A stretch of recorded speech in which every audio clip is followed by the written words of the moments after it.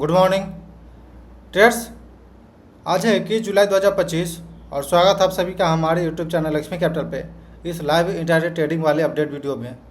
Traders, मेरा trade close हो चुका है और जिस प्रकार डेली अपडेट देते हैं आज के दिन पे भी हम अपडेट दे रहे हैं आपके साथ कि क्या लॉजिक थी ट्रेड लेने के पीछे, क्या अपडेट रहा मेरा, क्या पीएनएल रहा, हर एक चीज़ बातें करेंगे। कहाँ पे बाई किया, कहाँ पे सेल किया, क्या लॉजिक थी, क्या मेरा थिंकिंग था, हर एक चीज़ बिल्कुल डिटेल में शेयर करेंगे। यदि आप बिगनर है तो वीडियो को बिल्कुल अंत तक देखिएगा और चैनल पे पहली बार आए तो चैनल को सब्सक्राइब कर लीजिएगा।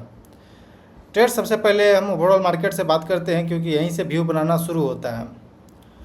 तो ट्रेड्स, जैसा कि आप देख रहे हैं चार्ट पैटर्न, ये एक कंसोलिडेशन रेंज था जिसका ये ब्रेकआउट आया, देन वापस से हम उसी रेंज में आ चुके हैं।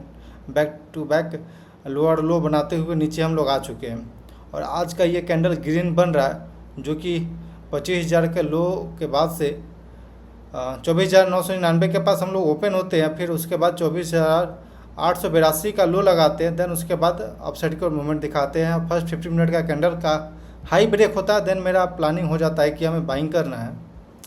सेम ओवरऑल मार्केट में ये निफ्टी 500 का चार्ट पैटर्न है।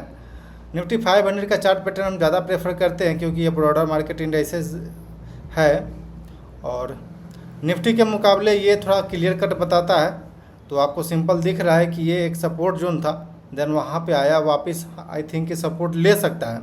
तो बस हम वेट कर रहे थे सपोर्ट लेने का, देन सपोर्ट क्लियर हुआ, फिर मेरा प्लानिंग बाइंग साइड का हो गया। निफ्टी टोटल मार्केट में भी देखेंगे सेम कंडीशन। तो बस मेरा प्लानिंग हो गया यहाँ से कि हमें बाइंग करना है। और एक चीज़ फिर मेरा फोकस था कि फर्स्ट 50 मिनट का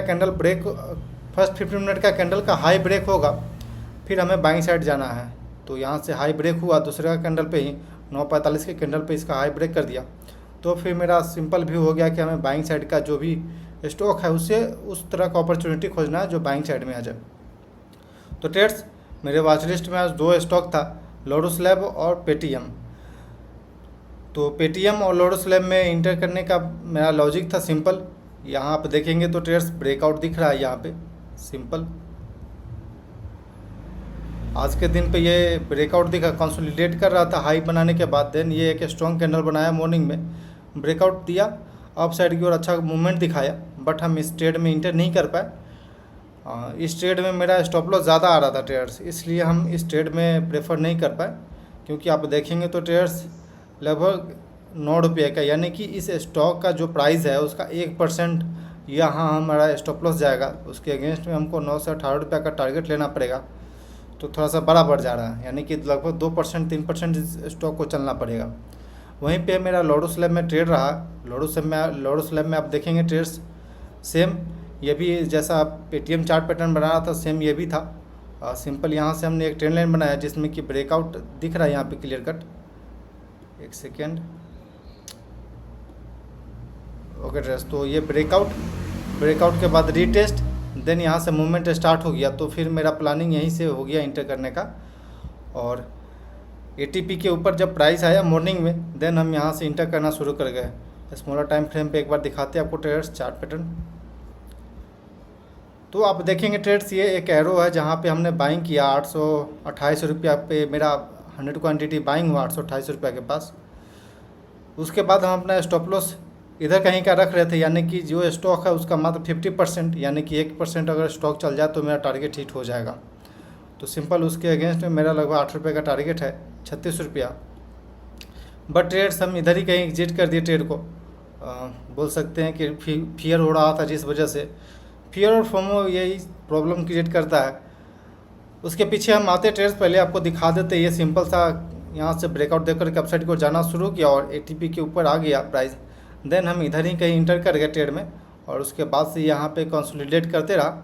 अभी जाकर के वापस इस स्विंग हाई का ब्रेकआउट आ चुका और 33 के ऊपर हम लोग ट्रेड कर रहे हैं। तो हाई चांस है कि टारगेट तो अचीव कर लेगा, लेकिन हम यहाँ पे देखेंगे ट्रेड्स एक रेड कैंडल बना हुआ है, रेड एरो बना हुआ है, यहीं पे हम एग्जिट कर दिए ट्रेड को 830 रुपये 70 पैसे के पास। ट्रेड क्लोज करने का सिंपल एक फियर भी था।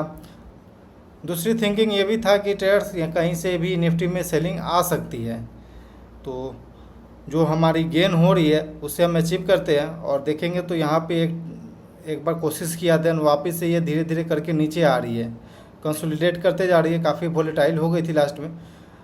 तो फिर मेरा फियर होने लगा, मेरे मन में फियर होने लगा, क्योंकि फंड में देखेंगे ट्रेडर्स तो यहाँ पे मात्र आज भर का ही था मेरे पास 391 रुपया मेरे पास कैश बचा हुआ था। ओवरऑल मार्जिन तो है लेकिन कैश बचा हुआ है। वापस अगर इस कैश को अगर हम मार्केट को वापस दे देते हैं तो फिर हमें 1-2 दिन बैठना पड़ जाएगा, फिर हमें कैश बाहर से डालना पड़ेगा। तो बस मेरा थिंकिंग यही था, उसके अगेंस्ट में 270 रुपया हम प्रॉफिट बुक कर लिए। सोचे कि चलिए छोटा छोटा ही प्रॉफिट लेकर के चलते हैं, एक बार थोड़ा सा मेरा रिस्क जो लेने का कैपेसिटी एक बार ग्रो हो जाएगा तो फिर हम ट्रेड में और होल्ड कर सकते हैं ट्रेड को।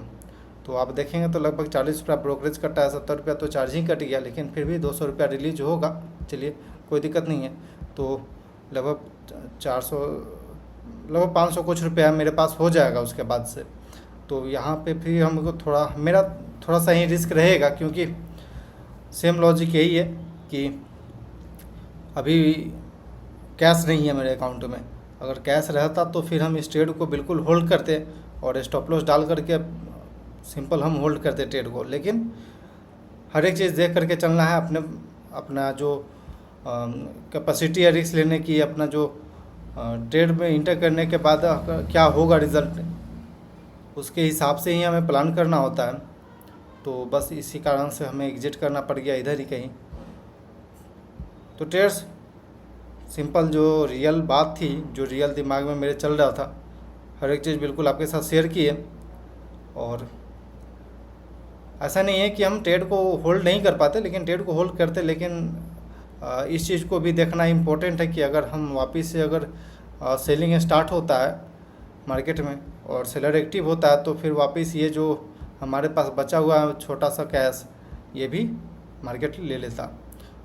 तो ट्रेड्स बस इसी कारण से हम छोटा सा ही प्रॉफिट लेकर के क्लोज कर दिए ट्रेड को। Okay trades, thanks for watching this video. I think कि आपको समझ में आया होगा क्या लॉजिक था।